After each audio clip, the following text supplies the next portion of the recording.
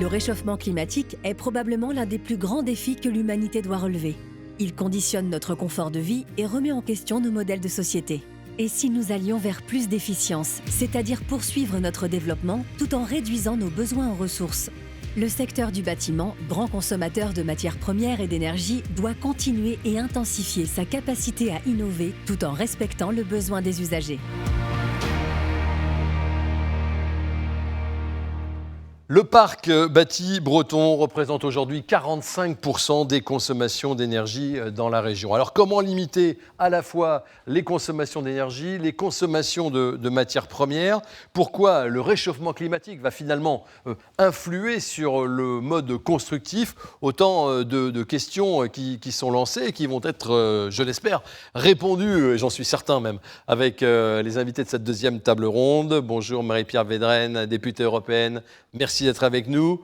Vincent Legendre, président du groupe Legendre, est également là. Vous êtes un des grands opérateurs bretons de la construction. Merci d'être là. On est également avec Rachel Denis-Lucas. Bonjour, Madame Bonjour. Denis-Lucas. Alors, il faut que je le dise bien. Présidente de la Fédération des distributeurs et constructeurs de matériaux en Bretagne. C'est ça. Voilà, également co-dirigeante du groupe qui porte votre nom. Tout à fait. Donc on va pouvoir parler à la fois de l'amont, de l'aval sur cette filière de la construction. Et on est en fait aussi avec un architecte, Pierre Béhout. Bonjour. Bonjour. Vous êtes conseiller de l'Ordre des architectes et vous êtes surtout dans un cabinet qui s'appelle Nunc Architecture, qui est installé sur plusieurs endroits de la France. Et vous nous direz comment tout cela, cette décarbonation peut se jouer et avec quels outils. Mais tout d'abord, on a besoin de savoir, Madame la députée, où on en est aujourd'hui, où en est la politique européenne qui vise à décarboner notre économie et qui inclut donc le bâtiment dans cette décarbonation. Alors, vous l'avez dit, et ça a été précisé dans la précédente table ronde, l'objectif, c'est d'atteindre à 2050 l'horizon de être neutre pour l'Union européenne. Où en sommes-nous ? Malheureusement, le choc du Covid a perturbé, bien évidemment, tous les débats que nous pouvions avoir au Parlement européen. Mais pour autant, cet objectif du pacte vert et les objectifs qui sont inclus dans les lois climat restent bien présents. On aurait pu croire que, justement, du fait de ce contexte, une partie, notamment de certains pays européens, aurait aimé mettre de côté les ambitions climatiques. Ce n'est pas le cas.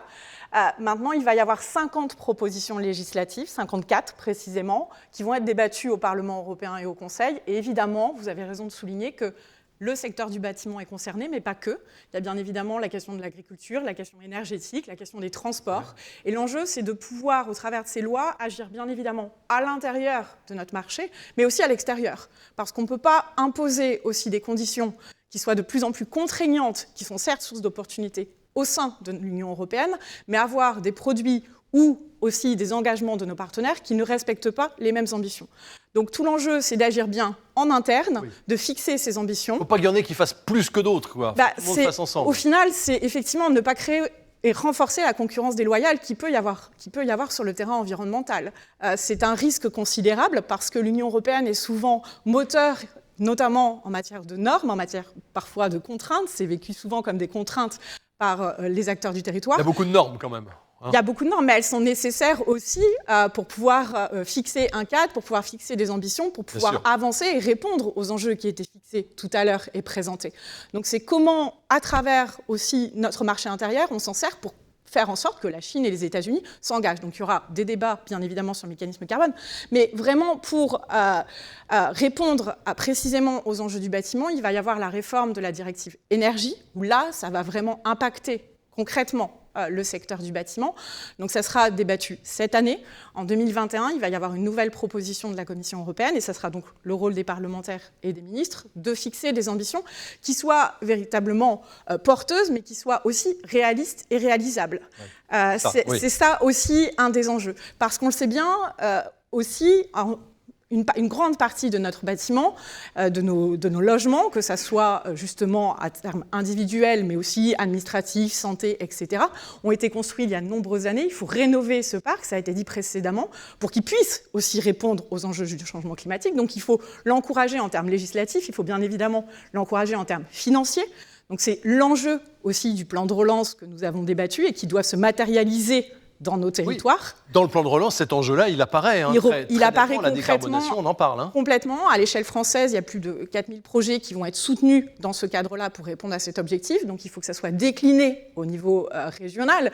Et je sais que le président de région est avec l'État complètement investi sur cette question. Maintenant, il faut que les financements arrivent aussi pour pouvoir faire en sorte d'accompagner tous les acteurs sur le territoire. Oui, Pierre Védrenne, vous pensez que c'est une opportunité ? Il y a des opportunités pour les entreprises françaises quand on place ces objectifs et quand on place le curseur aussi haut ? Bien sûr, il y a des opportunités parce qu'elles ont des capacités à pouvoir justement fixer ces objectifs, travailler de concert, comme ça a été dit aussi précédemment, ne pas le vivre comme une contrainte, mais avoir cette volonté de se mettre tous autour de la table pour pouvoir réagir ensemble et pouvoir agir ensemble. L'Union européenne, son objectif, c'est de fixer le cadre à l'échelle bien évidemment de l'Union européenne et d'agir là où ça le mérite le plus d'être en action. On sait bien qu'il y a des États tels que la Pologne ou d'autres qui auront besoin d'être plus accompagnés parce qu'on n'a pas les mêmes problématiques et qu'à l'échelle de notre région, il va falloir agir bien évidemment dans le cadre du plan de relance, mais aussi à travers d'autres leviers. Il va falloir faire un gros travail sur l'investissement et c'est là où peut-être l'Union européenne pêche, à mon sens, sur cette question, où on est plutôt sur d'autres politiques et où on n'investit pas suffisamment, notamment dans ces secteurs. Ouais. Parce que derrière, on le sait bien aussi, et ça fait le lien à la table ronde qu'il y aura après, c'est aussi un facteur éminemment de création d'emplois.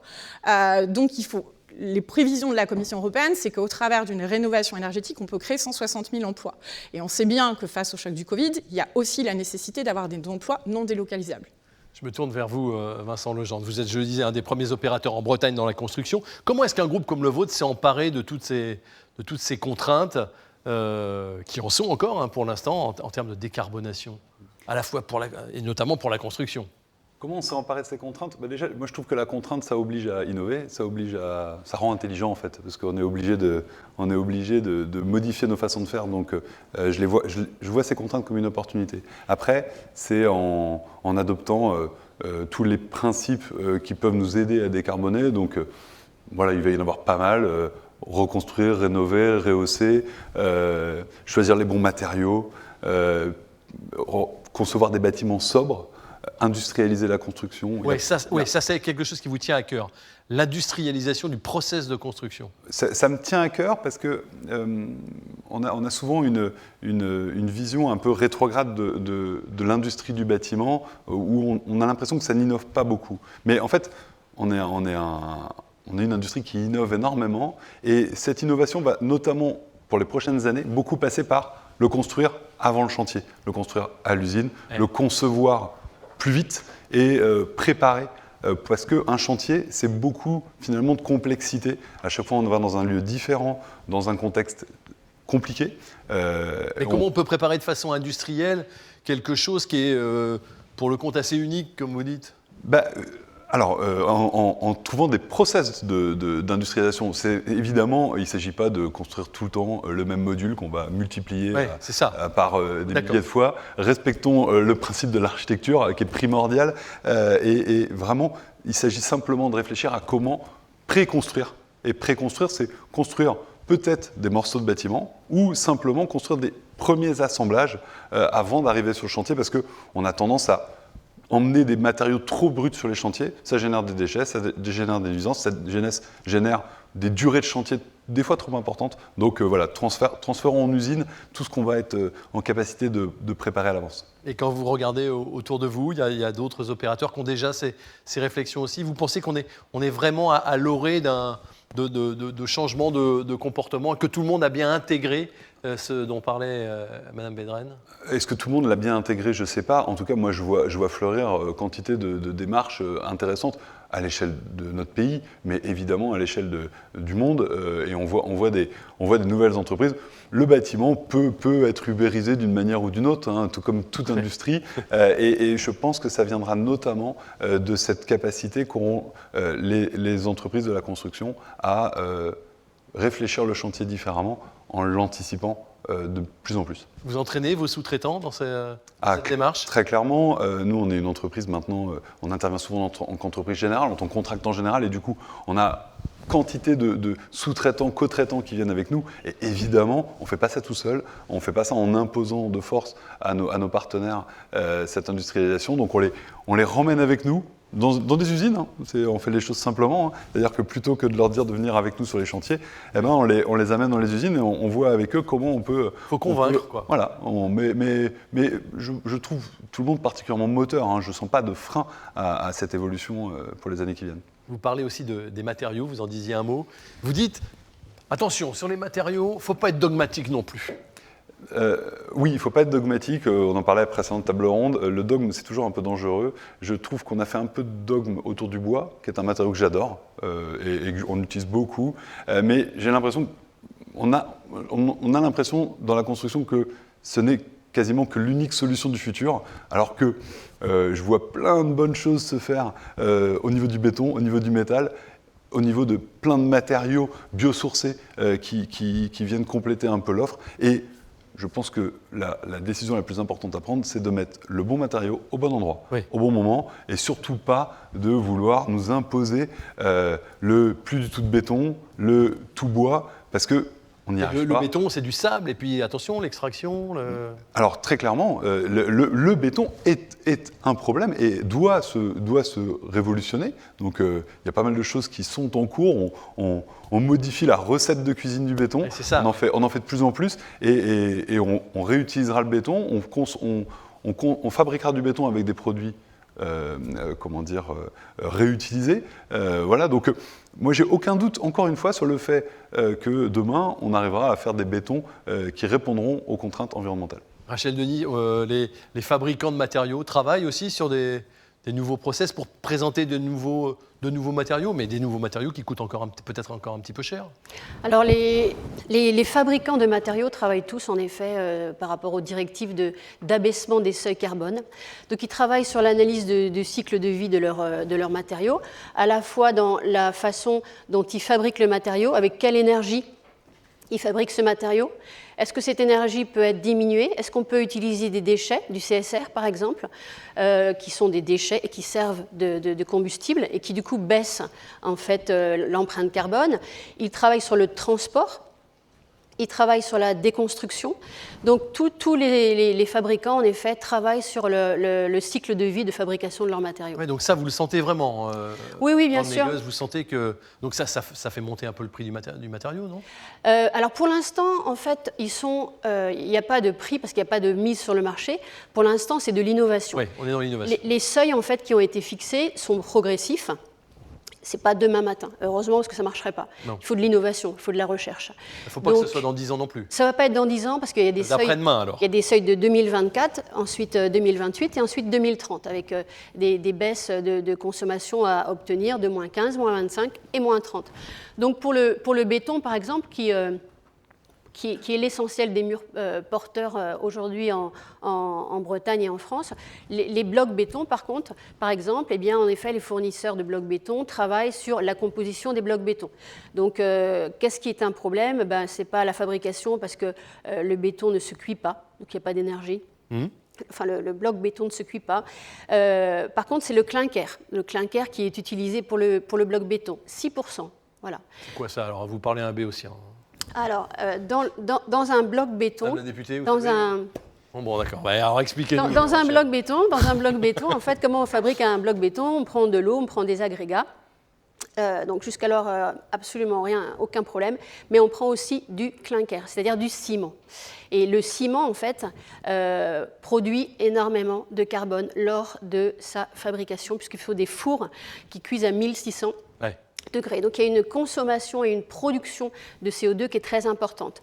Plus les matériaux ont du ciment, plus leur empreinte carbone est importante. Et plus les industriels du ciment travaillent d'arrache-pied aujourd'hui pour baisser cette empreinte carbone. Ils ont plein de pistes. Ça c'est bien. Donc on peut rajouter en fait à la place du clinker, on peut rajouter d'autres produits comme de la pouzzolane, du silice, du schiste.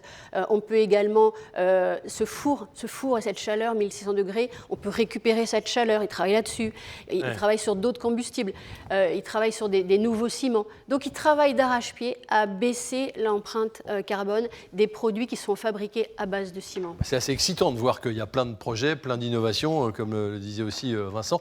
La vie de l'architecte maintenant sur ces matériaux, sur le choix des matériaux. Pas de dogmatisme, vous êtes d'accord? Il ne faut pas non plus mettre du bois partout. Tout à fait, pas de dogmatisme. Le matériau au bon endroit, ça c'est important. C'est vrai qu'il y a des sujets, des situations comme l'encastrement dans des terrains en pente, des zones humides, par exemple des cuisines industrielles, des vestiaires, où là, le bois est difficile à... On pourrait construire en bois, mais le problème, c'est l'entretien après, le fait de comprendre que les usagers vivent dans un bâtiment en bois, notamment au niveau de l'entretien, où on peut asperger un bâtiment sans se poser la question qu'il est en bois. Donc la culture du bois, elle n'est pas encore suffisamment ancrée dans notre pays. Donc effectivement, il y a des conditions où le béton est incontournable, mais on peut se dire aussi que le bois est un matériau extraordinaire puisqu'il absorbe du CO2. Pendant sa croissance, il nous fabrique de l'oxygène, c'est quand même un élément essentiel. Donc moi, on milite extrêmement fortement au niveau des architectes pour sauver déjà les arbres et toute la végétation qu'on peut sauver et qui est encore sauvable dans nos quartiers, dans les projets d'urbanisme, dans nos bâtiments. Et puis de planter aussi, d'inciter... Il faut qu'on soit moteur aussi pour inciter les filières du bois à se développer en Bretagne. Oui. Parce que c'est une ressource locale aussi. Le bois peut être une ressource locale, pas suffisamment encore, mais il faut militer pour les ressources locales, pour éviter d'avoir des transports, comme vous le disiez. On peut construire en Bretagne qu'avec des ressources locales? Non.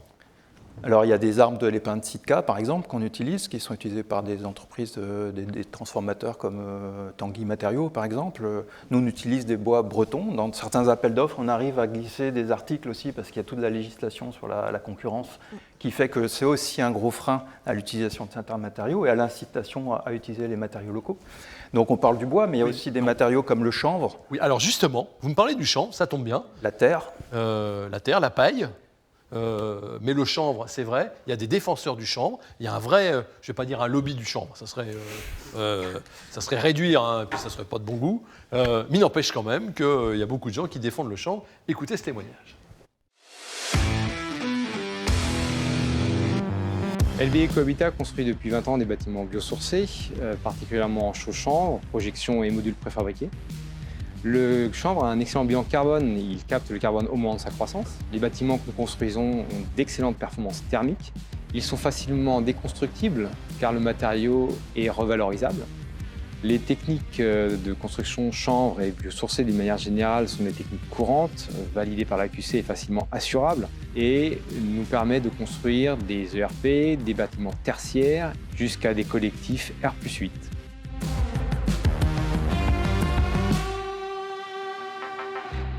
On voit bien que ce n'est pas un frein, même pour la densité, même pour la hauteur. La question que je posais, je voudrais vous la poser, Rachel. Est-ce qu'on peut construire qu'avec des ressources locales ou régionales aujourd'hui? Non, il faut faire venir de plus loin. Oui, il faut faire venir de plus loin. Le bois, par exemple, en fait, le bois est un matériau extraordinaire, mais la France a un déficit chronique depuis 20 ans en bois. On parle de bois de structure, de bois avec des résistances mécaniques. Et donc, il y a beaucoup de choses qui sont faites sur le territoire breton, notamment par Abibois, par Bresse-Forêt, qui répondent en effet à cette problématique de comment est-ce qu'on pourrait utiliser le bois fabriqué ici dans la construction. Donc, plutôt que du bois de structure, c'est plutôt dans des panneaux, par exemple, qu'on peut utiliser, des panneaux d'agencement ou des panneaux, qu'on pourrait utiliser le bois qui est fabriqué ici, comme l'épicéa de Sitka par exemple, ou d'accepter en fait, d'avoir des panneaux peut-être avec des bois dégradés, c'est-à-dire avec des nœuds, etc. Oui. Donc on peut aujourd'hui utiliser une partie du bois qui est fabriqué ici, mais le bois, le structure, en fait, on est déficitaire, très déficitaire. Donc obligé de l'importer. Aujourd'hui, on est obligé de l'importer, et aujourd'hui, on voit bien les grosses difficultés qu'on a à importer parce que le monde entier cherche du bois. Donc là, on l'a vu dans la flambée du prix des matériaux dont tout le monde a parlé ces dernières semaines, qu'en plus, le bois français, celui quelquefois qu'on pouvait produire, on l'exportait parce qu'il y en avait qui le demandaient à l'extérieur et même qui l'achetaient plus cher. Oui, mais c'est plus, oui c'est vrai, mais c'est plus du bois d'emballage. On construit pas beaucoup, on n'a pas beaucoup de bois de structure. Du bois de structure, avant qu'il pousse et il faut 60 ans. Donc en fait, il faudrait reforester maintenant pour dans 60 ans avoir le bois nécessaire. Et encore, on sera encore en déficit si la construction en fait devait devenir bois. Après, le problème du bois, il est plus large que ça. Le problème du bois, il nous faut du bois pour tout le monde pour construire. Très bien. Où est-ce qu'on prend le bois aujourd'hui de structure? On le prend dans des forêts. Est-ce qu'on contribue à la déforestation? Oui, mais pas beaucoup. Le commerce du bois, c'est 5% de la déforestation mondiale. Le gros problème, c'est qu'il y a des forêts entières qui sont... et quand on importe du bois, petite parenthèse, il est issu de forêts gérées durablement depuis 2013. Donc le problème, c'est la déforestation. La déforestation. Et la déforestation, en fait, ce n'est pas la construction. La déforestation, c'est qu'on coupe dans des forêts du monde du bois pour planter du soja. Ça c'est un problème. C'est là. On brûle la forêt. Je voudrais quand même... Parce que, oui, madame. Juste une remarque par rapport à ce qui a été dit sur la question des marchés publics, parce qu'effectivement, c'est un levier essentiel dans le secteur du bâtiment. Justement, dans le paquet loi climat, l'objectif, c'est aussi de réformer les marchés publics pour mettre dans ces marchés publics des critères environnementaux. Et pour rebondir sur la question de la déforestation, je partage totalement ce qui a été dit. Et là aussi, je pense qu'il y a cette conscience à l'échelle de l'Union européenne et que l'enjeu, c'est justement éviter l'importation sur notre marché intérieur des produits issus de la déforestation. Et on sait bien que justement, un des grands enjeux, c'est plutôt l'Amazonie avec le soja et pas nos forêts à l'échelle de l'Union européenne. Pierre Béhout, les architectes, est-ce qu'ils sentent qu'il y a un changement aussi? Vincent Legendre l'a dit, l'innovation elle est là, Rachel Denis-Lucas l'a dit. Est-ce que vous sentez que chez les donneurs d'ordre, il y a une évolution aussi, et que votre profession elle est mieux prise en compte? Alors la décarbonation, c'est un sujet transversal parce qu'il aborde un tas de sujets, on l'a vu. Nous, on est au cœur de cette mutation, puisqu'on fait le lien entre toutes les réglementations qui nous submergent par moment, qu'il faut digérer, qu'il faut interpréter. On est à l'intersection avec les maîtres d'ouvrage, les élus, les entreprises, avec qui on essaye de travailler le plus proche possible aussi. Et puis, on doit réaliser une alchimie un peu comme un chef d'orchestre par rapport au projet d'architecture et d'un quartier et des projets d'urbanisme. Notre rôle, il est essentiel dans la décarbonation, déjà au niveau de l'énergie. Limiter la consommation énergétique, ça démarre sur le plan d'urbanisme. L'orientation des bâtiments, c'est essentiel. Si un bâtiment a des capacités à recevoir des calories gratuites et une exposition solaire qui est correcte au sud, si on veut faire du passif, oui, le bioclimatisme, c'est une absolue nécessité, ah oui. Le bioclimatisme. C'est là-dessus on va faire déjà une grosse part du travail en économie d'énergie. Mais est-ce que vous voyez encore des bâtiments qui sont mal orientés, oui, tout à fait. mal conçus, oui. des trucs tout neufs, hein? Oui, tout à fait, oui. Oui, c'est pas encore rentré dans les mœurs totales. Alors il y a des fois des contraintes aussi liées au site, à la taille des parcelles, où on ne peut pas trouver une orientation optimale. Mais il y a beaucoup encore de lotissements où les maisons sont implantées n'importe comment. Et ça, on en voit tous les jours, surtout dans notre région. Donc ça, c'est un élément clé. Et ça, c'est le travail de l'urbanisme et de l'architecture, d'orientation des quartiers, de tracer des voiries, qui s'accompagne aussi avec une gestion des eaux pluviales, des ressources pluviales. Et ensuite, donc, sur le bâtiment lui-même, créer une enveloppe thermique très performante de façon à limiter la consommation. Toute énergie qui ne sera pas dépensée sera économisée et on n'aura pas besoin de ressources externes. Ouais. Donc ça, c'est les deux grands axes en fait, du travail de notre profession. C'est bien orienter, bien définir une isolation, ouais. Aller jusqu'à l'étanchéité à l'air et se rapprocher, atteindre le standard passif qui va être un peu une réponse à la nouvelle RE 2020, puisque la RE 2020, la réglementation environnementale 2020 va arriver, et elle a deux grands volets, donc l'économie d'énergie, et puis le niveau carbone en fait, des matériaux, et on revient donc sur l'analyse de cycle de vie dont vous parliez, qui est un outil très très complexe, mais qui est très intéressant. Et là où il y a un tas de bataille, parce qu'il faut savoir comment on saisit les matériaux, et tout ça, c'est tout neuf. On réfléchit à ça, à la vie du matériau dans le temps. On considère l'énergie totale dépensée par un bâtiment pendant 50 années, à partir des fondations, oui. Du terrassement, qui représente un poste extrêmement important dans le bilan carbone d'un bâtiment, les terrassements, le choix des fondations. Et puis ça va jusqu'à la déconstruction du bâtiment où là, chaque matériau va être classé en fonction de sa fiche INES. Voilà. Donc ça, c'est aussi un travail que les architectes doivent faire en collaboration avec toute la maîtrise d'œuvre. Vous, Pierre, vous êtes plutôt favorable au mix matériaux? Complètement, oui. Il n'y a pas de dogmatisme, tout bois, tout. Il y a un matériau qu'on ne connaît plus, qui est la terre crue. On voit que dans notre parc breton, on a plus de 30 000 bâtiments en terre qui sont encore debout et qui ont plus de 200 ans. Oui. Donc, il y a on voit revenir la terre aussi, on la voit revenir. Compliqué. Dans l'agglomération rennaise, on en voit un peu. Et là, c'est un autre travail, c'est se confronter aussi à la réglementation technique et au contrôle technique sur les bâtiments qui sont relativement fermés pour l'instant, mais il y a beaucoup de travail à faire d'échange autour de ce matériau. Avant de prendre les questions de celles et ceux qui nous suivent, les marges de progrès, Vincent Legendre, elles sont où dans les métiers comme les vôtres? Les marges de progrès, elles sont où? Je ne sais pas, je ne suis pas sûr de pouvoir toutes les mesurer, mais en tout cas, la connaissance déjà des matériaux est très importante. Et en effet, quand on parle de la Terre, forcément, ça fait peur, et ça fait peur, principe de base, ça fait peur de manière assurantielle déjà. On se demande comment on va faire. Oui. Mais il ne faut pas s'arrêter à ça, il faut réussir à chambouler tout ça. Donc, vraiment, culture de tous les matériaux, et puis prendre le temps de la conception. On est aussi un pays où on a tendance à vouloir construire tout de suite, construire vite, et on ne se donne pas trop le temps de la conception et de la bonne conception. Donc prendre le temps de la conception, de la préparation, ça nous aidera aussi à nous améliorer. Il y a une question pour vous, en tout cas on vous demande une réaction, Madame la députée, Madame Védrenne. Il est indispensable de mettre les citoyens au cœur de toutes ces mutations dont on vient de parler, en les accompagnant, y compris les classes moyennes, qui seraient souvent les grands oubliés des aides. Alors ceux qui ont beaucoup d'argent, oui, ceux qui sont dans la précarité, on les aide, et au milieu, on aiderait moins les gens. Alors, je crois que dans cette phrase et dans la demande de réaction, un des mots essentiels, c'est l'accompagnement de tout le monde, bien évidemment. Il faut déjà expliquer les ambitions, travailler en amont et surtout la phase décisionnelle avec l'ensemble des acteurs et effectivement ne pas oublier les citoyens. Parce qu'on l'a bien vu justement dans la première table ronde, la nécessité de certains de peut-être casser certains dogmes aussi sur les ambitions individuelles qu'on peut avoir et ce mythe de logement, la propriété. Il y a tout des débats à porter.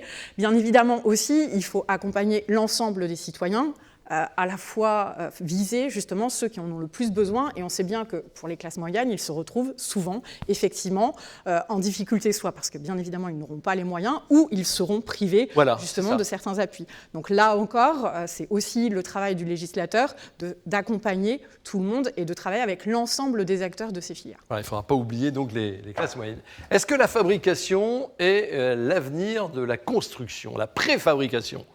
C'est un peu ce que vous disiez, Vincent Legendre. Quel impact sur les savoir-faire des entreprises et des filières, à la fois pour Vincent et pour Pierre?